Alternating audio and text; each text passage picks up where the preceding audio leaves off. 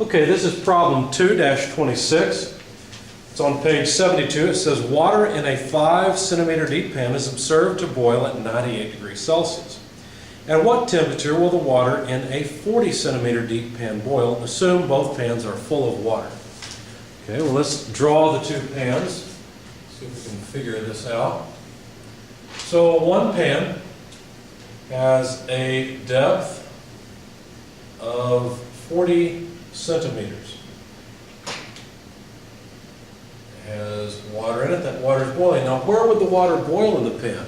Well, usually a pan is heated at the bottom, and that's where the temperature would be highest, and so that's where it would boil at the beginning. So let's just assume that that temperature that was given is the boiling temperature at the bottom of the pan. I'm sorry, it was given for the 5 centimeter deep pan. So let's sketch that one as well. So here's the 5 centimeter deep pan. There's the water level. It's boiling as well. And the temperature of boiling in this pan is 98 degrees Celsius. Now the height or the depth of the water is just 5 centimeters in this pan. Now in both pans, or above both pans, atmospheric pressure is essentially the same. We aren't told how the relative heights of the two vary, but it doesn't matter much because the pressure at the very surface of both of the waters would be essentially the same, even with a small 35 centimeter difference in height of the top of the water. Okay, so what does that mean? Well, just intuitively, first of all, what that means is that 5 centimeters down, the boiling temperature would be 98 degrees.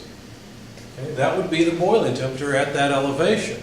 Now that's not really what we're interested in, so I'm going to erase this, but that intuitively is what we've just been told. Why? Because as you move down in the liquid, the boiling temperature would increase because the pressure would increase. And remember that for two phases to exist, in other words, to have boiling or to have vapor and liquid in equilibrium with one another, you have to have the right temperature and the right pressure. Now, if two phases are present and you have a particular pressure, then the temperature will be a certain amount. Or if you have a particular pressure and there are two phases, liquid and vapor, then the temperature will be a certain amount. Or another way of saying that is if both the saturation pressure and temperature are observed in the fluid, then the fluid can have two separate phases. Both of those phases will be at saturation, in other words, regardless of how much there is of either. All right, so the saturation temperature is essentially the boiling temperature, so that's what they've just given us, is the saturation temperature 5 centimeters beneath us. Now we really don't care what the atmospheric pressure is, we can figure it out, but we really have no interest in that. Now if you look up 98 degrees Celsius in your book, you'd go to page 848 to get the saturation table, and you would see a temperature of 95 degrees given there and a temperature of 100 degrees. And you would not see 98 degrees listed. So how do you find the saturation temperature, or excuse me, pressure? Well, what you have to do is interpolate based on this. Basically, you have 98 degrees, and you have 95 degrees, and you have 100 degrees Celsius, and each one of these has their own saturation pressures, and you just have to interpolate between the two. So I won't go through the entire interpolation, I'll just give you the idea quickly. Basically, what you have are two data points. Those two data points are the boiling temperatures of 95 and 100 degrees Celsius. So this is a degrees Celsius saturation axis. And what you get out of this is two separate pressures at those two temperatures. Linear interpolation just says, let's assume all the data between these points, which we don't have, just follows a straight line, so that at 98 degrees, we'd simply go up to the line, come over and read off whatever pressure we want at 5 centimeters. So it's 5 cm if you can't read it on the video.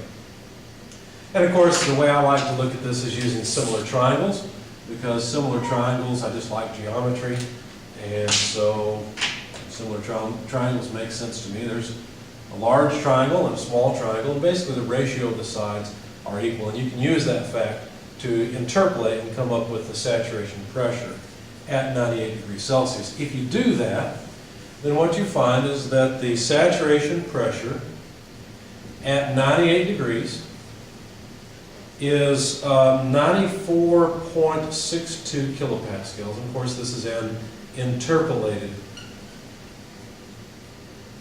result. Okay?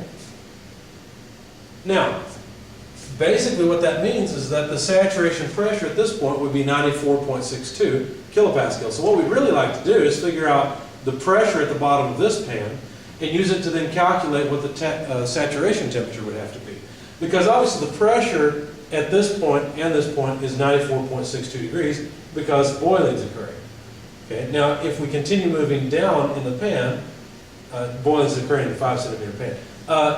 If we continue down, then the pressure will go up farther, and so the boiling point temperature should be even higher. So really what we need is how much more pressure is there due to this 35 centimeters worth of depth above and beyond the 5 centimeters that we've already accounted for.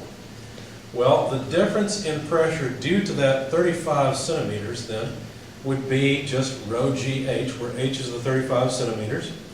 And now if you notice, we need the density of the water between the two. And you may be tempted to say, well, okay, water is 1,000 kilograms per cubic meter, and that's close, that's true, but we can do better than that. Because we're dealing with the saturation tables, we have properties of saturated liquid. And you can say, well, technically the liquid at the bottom is saturated. Is the liquid up here really saturated? Because you said it might be at a slightly lower temperature. Okay, technically it may not be saturated, but here's the thing. The density and the specific volume of the water will not vary hardly at all as you move up in the liquid. It's most sensitive to temperature, not to pressure, but the fact that the temperature is slightly different won't make hardly any difference at all in the specific volume. So I will simply use the specific volume of saturated liquid. Where at? Because notice that I don't really know if I'm here or really I want it at the bottom, right? Or where should I take this? It should be some average value, really. That doesn't matter. Like I said, this is not very sensitive. So what I will do is I will simply, while I was here, I decided to interpolate as well, and you should do this for practice to see if you can get this number. Basically, while I was here, I went ahead and calculated the specific volume, or interpolated the specific volume of the saturated liquid in this pan, and I came up with 0.001043 cubic meters per kilogram. Now you notice this is about 1 over 1,000 essentially, right? Because it's 1,000th or so. You should invert that into your calculator and verify that it's something slightly less than 1,000. Okay. But anyway, so if you had used a density of 1,000 kilograms per cubic meter, would you be very far off? No, obviously not. You'd be off by basically in the second decimal place. But we may as well go ahead. This was a small challenge to add in for you.